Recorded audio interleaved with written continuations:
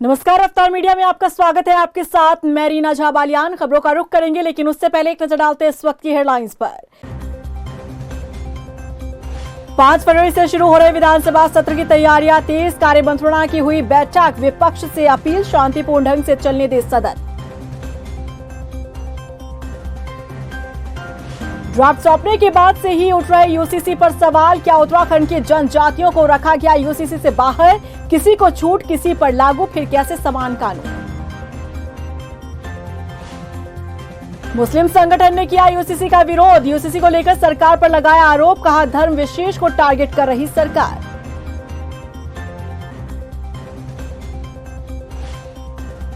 उत्तरकाशी में धीमी गति से हो रहे पुल के निर्माण से लोग परेशान। निर्माण कार्य में लगे सिर्फ 2 मजदूर। 2013 की आपदा के बाद से बदहाल था पुल। और चलिए बुलेटिन की शुरुआत कर लेते हैं। उत्तराखंड हाईकोर्ट की नवनियुक्त चीफ जस्टिस ऋतु बाहरी ने उत्तराखंड उच्च न्यायालय के मुख्य न्यायाधीश के रूप में शपथ ली। बता दें कि उत्तराखंड के राज्यपाल सेवानिवृत्त लेफ्टिनेंट जनरल गुरमीत सिंह ने उन्हें शपथ ग्रहण करवाई। आपको बता दें कि न्यायमूर्ति ऋतु बाहरी उत्तराखंड हाईकोर्ट की पहली महिला मुख्य न्यायाधीश बनी है। इससे पहले चीफ जस्टिस ऋतु बाहरी पंजाब और हरियाणा हाईकोर्ट में वरिष्ठ न्यायाधीश रही हैं।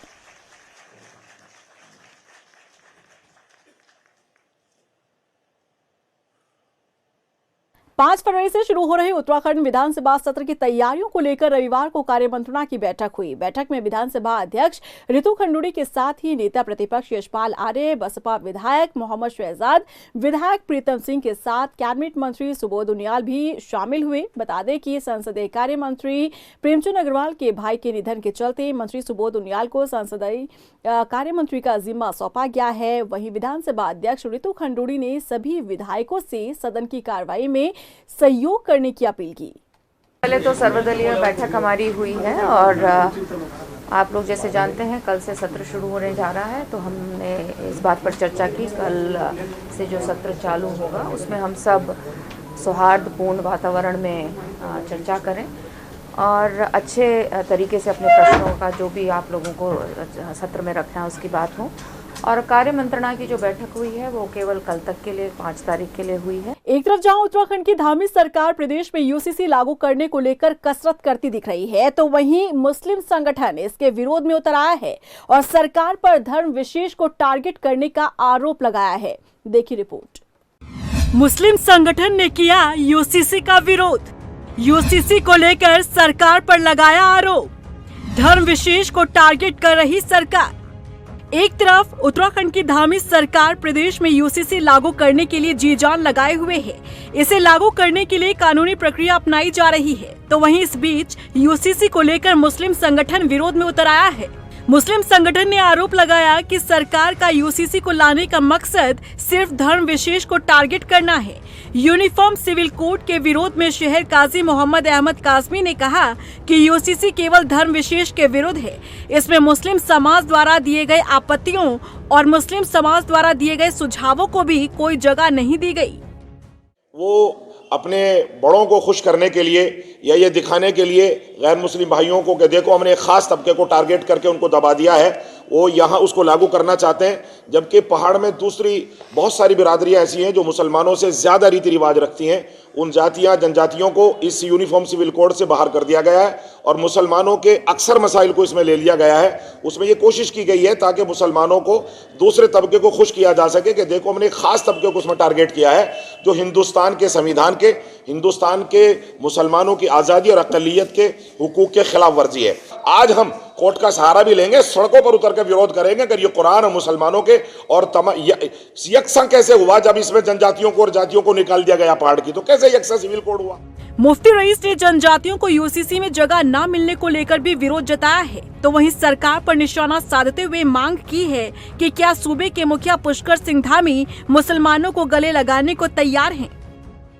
रही बात इसकी कि कोई भी मुसलमान रामायण का विरोध नहीं करता है और न ही कुरान का विरोध करता है। मैं कह रहा हूँ इंडिया एक कॉम्पोजिट कल्चर्स का देश है, यूनिटी इन डाइवर्सिटी है। जिसको जो पढ़ना है वो पढ़े, इस पर किसी तरह की कोई रोक टोक नहीं है। हर किताब कोई ना कोई राह दिखाती है, लेकिन जब हम बात रामायण की कर रहे हैं तो रामायण तो त्याग है। श्री राम ने तो शबरी के बेर खाए थे, लेकिन आज यहाँ क्या मुसलमानों को मुख्यमंत्री गले लगाने के लिए तैयार हैं, हमारे शहर काजी को, हमारे मुफ्ती साहब को मिलने का अपॉइंटमेंट भी नहीं देते हैं। फिलहाल यूसीसी का ड्राफ्ट किस तरह से तैयार किया गया है इसकी जानकारी किसी के पास नहीं, लेकिन इससे पहले ही मुस्लिम संगठन ने यूसीसी का विरोध शुरू कर दिया है। मुस्लिम समुदाय को लग रहा है कि यूसीसी महज समुदाय विशेष को टारगेट करने के लिए लाया गया है।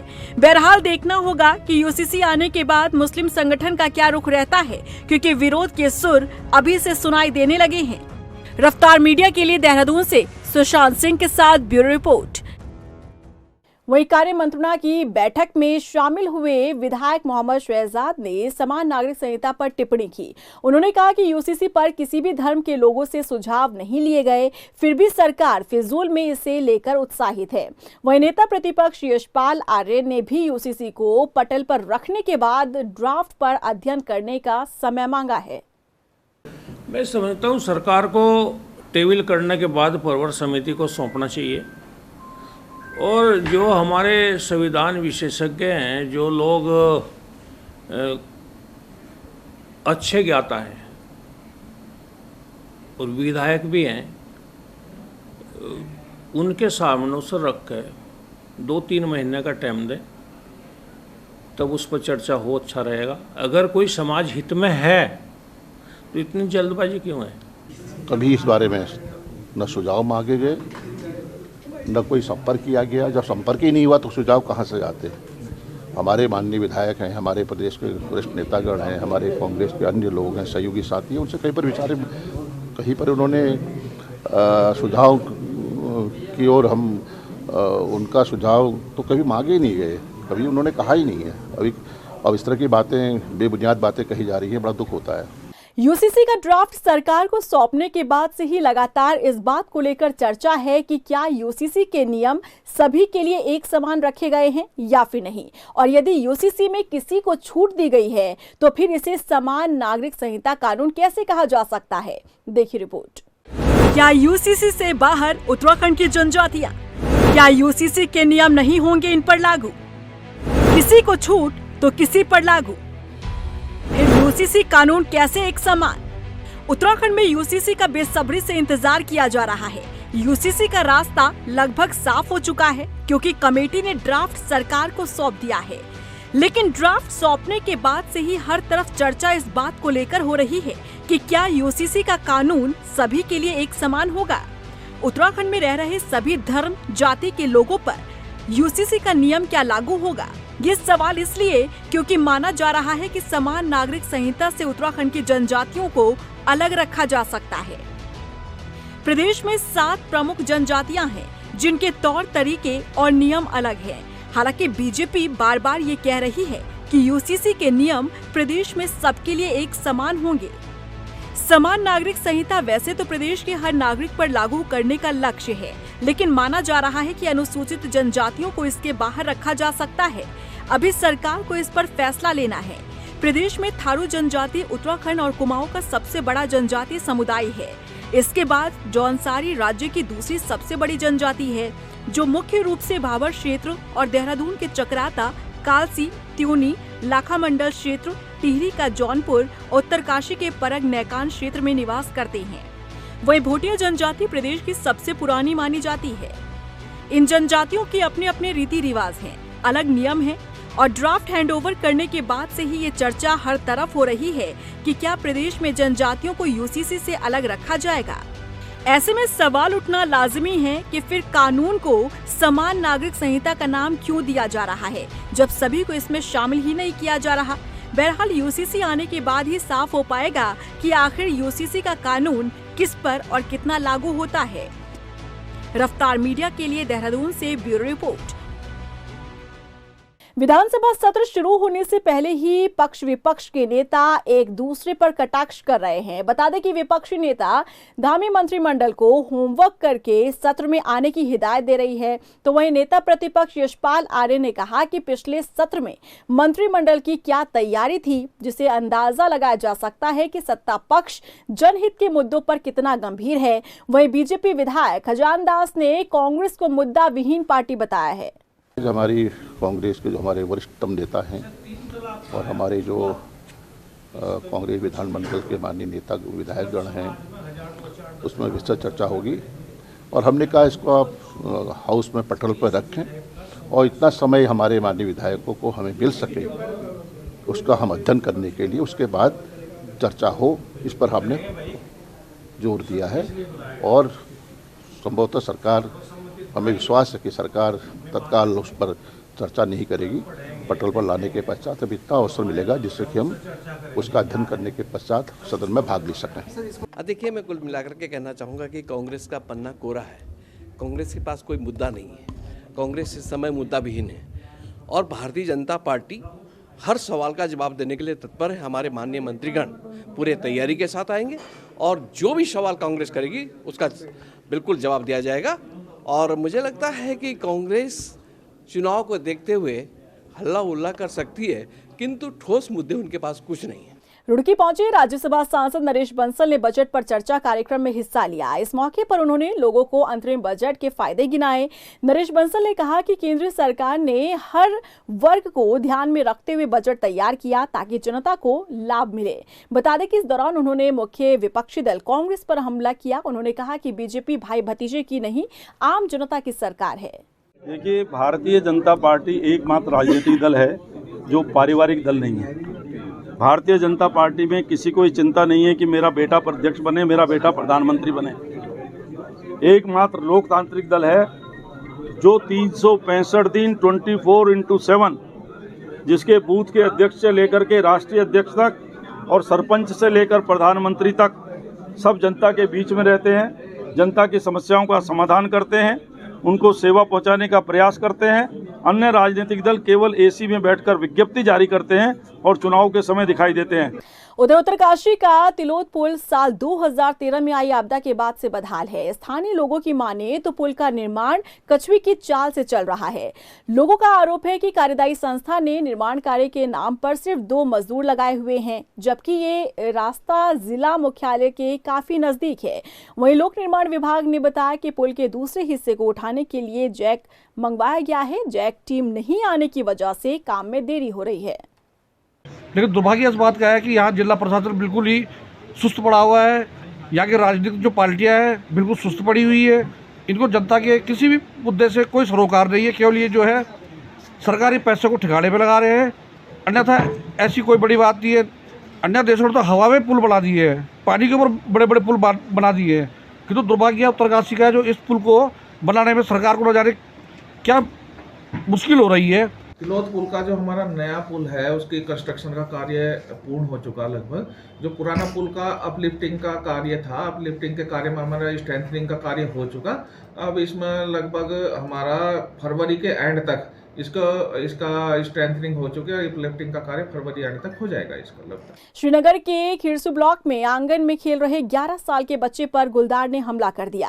इस हमले में बच्चा बुरी तरह से जख्मी हो गया। बता दें कि बच्चे को आनन फानन में बेस अस्पताल पहुंचाया गया, जहां डॉक्टरों ने उसे मृत घोषित कर दिया। वहीं इस घटना के बाद से गांव में दहशत का माहौल है और वन विभाग की टीम ने घटना स्थल का जायजा लिया। रेंजर ललित मोहन नेगी ने कहा कि पोस्टमार्टम रिपोर्ट आने के बाद आगे की कार्रवाई की जाएगी।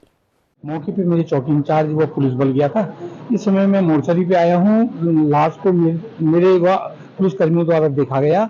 ये किसी जानवर के द्वारा नाखून से पेट में घाव से आने के कारण आगे मुंह के दांत टूटने से हुई है। ये मृत्यु का कारण केवल विलम्ब से हॉस्पिटल पहुंचाने का है और बाकी मौके पे जाके उस स्थिति से आप लोगों को अवगत कराऊं। विश्व कैंसर दिवस पर मौके पर राजधानी देहरादून में एनएसयूआई ने कांग्रेस भवन में रक्तदान शिविर का आयोजन किया, जिसमें काफी संख्या में युवाओं ने रक्तदान किया। इस मौके पर एनएसयूआई के अध्यक्ष विकास नेगी ने कहा कि हमारा लक्ष्य लोगों को रक्तदान के लिए प्रेरित करने के साथ ही कैंसर के प्रति जागरूक करना है। देखिए, आज पूरे विश्व में आज विश्व कैंसर डे मनाया जा रहा है। उसके उपलक्ष्य में एनएसयूआई ने पूरे प्रदेश में एक रक्तदान शिविर का आयोजन किया गया है। यह रक्तदान शिविर पूरे हर एक जिले में लगवाया गया है। इसमें जो हमारा मेन उद्देश्य ये है कि जो आज की डेट में कैंसर से ज़्यादा पीड़ित लोगों की मृत्यु हो रही है, उसके उपलक्ष्य में ये रक्तदान शिविर लगाया गया है। और साथ ही यह रक्त का जो यूज़ है वो हमारे गाँव के गरीब और एक निचले तबके को जो रक्तदान मिले उसका मुफ्त इलाज हो, इसलिए लगाया गया है। उधर रुड़की के मोहम्मदपुर जट में दिसंबर को हुई हत्या का पुलिस ने खुलासा कर दिया है। एसएसपी प्रमेंद्र सिंह डोभाल ने बताया कि आरोपी ने युवक को मारने के बाद नदी के किनारे दफना दिया था। वहीं आरोपी ने बताया कि मृतक से विवाद होने के बाद उसने घटना को अंजाम दिया और पुलिस ने आरोपी के कब्जे से हत्या में इस्तेमाल किया हथियार बरामद किया है। क्योंकि ये पूरी तरीके से ब्लाइंड मर्डर था और इसमें लगातार हमारी टीमों ने वर्क किया है। मेहनत के बाद एक व्यक्ति की इसमें अरेस्टिंग हुई है। अंकित नाम के इस व्यक्ति को पुलिस ने अरेस्ट किया है और वो उसके द्वारा ये बताया गया है कि इनका आपस में कुछ विवाद चल रहा था और बात गाली गलौज तक की स्थिति में थी और इस चीज़ में इस व्यक्ति ने रात के समय मौके का फ़ायदा उठा के इस व्यक्ति को धारदार हथियारों से मार के इसको ठिकाने लगाने के लिए ये जब नहर में जा रहा था उस बीच ये क्योंकि काफ़ी रात बीत गई थी, अर्ली मॉर्निंग में सुबह फटने के टाइम में ये उस चीज़ को नहीं कर पाया तो वहीं पास में एक नहर में इसने इसे दबाने का प्रयास किया। उत्तराखंड की धामी सरकार ने प्रदेश को 2025 तक ड्रग्स फ्री बनाने का लक्ष्य रखा है, लेकिन तेजी से नशे की गिरफ्त में आते युवाओं ने इसे चुनौतीपूर्ण बना दिया है। बीते 3 सालों में नशा तस्करों पर कार्रवाई के आंकड़े आखिर क्या कहते हैं, देखिए इस रिपोर्ट में।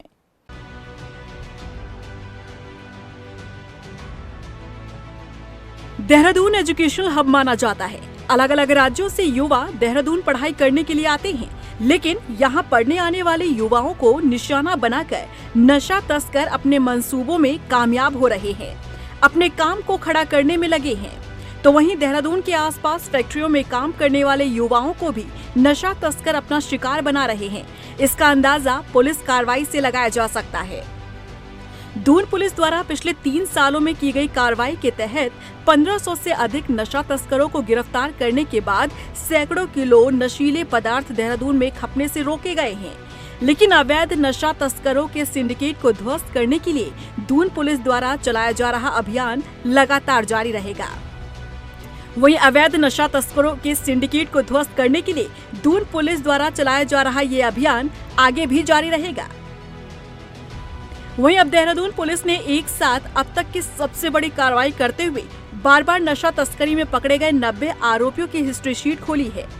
पुलिस द्वारा इन आरोपियों की लगातार निगरानी की जाएगी और समय समय पर इन्हें स्थानीय थानों में भी हाजिरी लगानी होगी। मुख्यमंत्री जी का जो ड्रग फ्री देवभूमि मिशन है, उसके तहत इस बार देहरादून में ऐसे अभ्यस्त अपराधी जो नशे के कार्यों में काफ़ी लंबे समय से लिप्त है या उन पर विभिन्न थानों में मुकदमे दर्ज हैं, उनकी लगातार निगरानी और मॉनिटरिंग की जा सके, इसलिए 90 ऐसे तस्करों को चिन्हित करके विभिन्न थाना क्षेत्रों में उनकी हिस्ट्री शीट खोली गई है, जिससे रेगुलर उनकी मॉनिटरिंग हो जाए, वो क्या कार्य कर रहे हैं, उनके सोर्स ऑफ जो आजीविका है उसको क्या है, जिससे कि उनकी डेटा जो है बनता रहे और ये फिर से पुनः इस तरह के नशा तस्करी में लिप्त ना हो पाए। देखिए, 2 तरह के इसको हम लेके चले कि इन्फोर्समेंट, जो डायरेक्ट इन्फोर्समेंट है, जिसमें कि जो ऐसे तस्कर जो ऐसे जो पेडलर्स काम कर रहे हैं उनकी ज़्यादा से ज़्यादा गिरफ्तारी कर पाएँ। सेकंड, एक हम साइड बाय साइड अवेयरनेस का भी इशू को लेकर चल रहे हैं कि जिस तरह से हमारी युवा पीढ़ी कहीं ना कहीं दिग्भ्रमित होकर ऐसे नशे की अगर लत में जा रही तो उसको कैसे रोका जाए, और साथ ही साथ ऐसे लोग जो चाहते हैं कि उनकी काउंसलिंग हो जाए और वो इससे बाहर निकले, उसके लिए भी व्यवस्था करने के इस तरह की हमारा काम चल रहा है। पुलिस की कार्रवाई को देखें तो ये आंकड़े गवाही देते हैं कि आखिर दून में नशा तस्करों का कारोबार किस तरह से फल फूल रहा है। पिछले 3 सालों में दून पुलिस की कार्रवाई के मुताबिक साल 2021 में 634 मुकदमे दर्ज हुए, वहीं 676 तस्करों की गिरफ्तारी हुई। चरस 37 किलो, स्मैक 5.11 किलो, अफीम 3 किलो, गांजा 3 क्विंटल, नशीली गोलियां 1.29 लाख, नशीले इंजेक्शन 1.12 लाख, नशीले कैप्सूल 1.49 लाख और हेरोइन 1.22 किलो बरामद हुई। साल 2022 की बात करें तो 495 मुकदमे दर्ज हुए, 511 तस्करों की गिरफ्तारी हुई।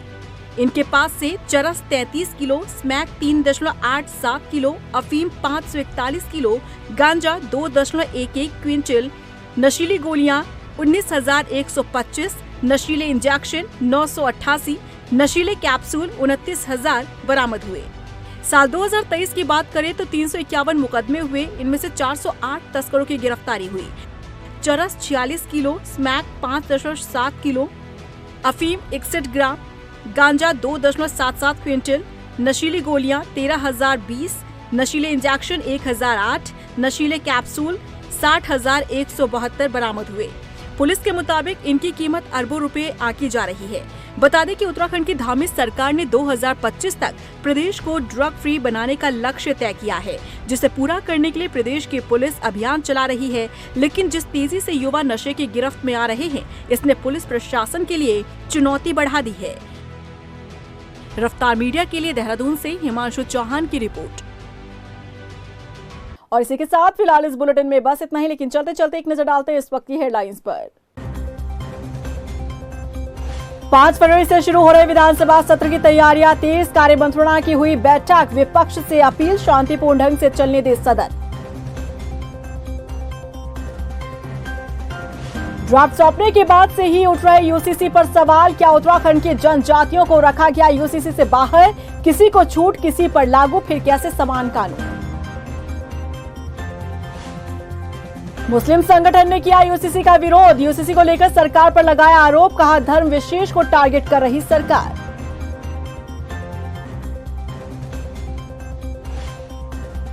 उत्तरकाशी में धीमी गति से हो रहे पुल के निर्माण से लोग परेशान, निर्माण कार्य में लगे सिर्फ 2 मजदूर। 2013 की आपदा के बाद से बदहाल था पुल।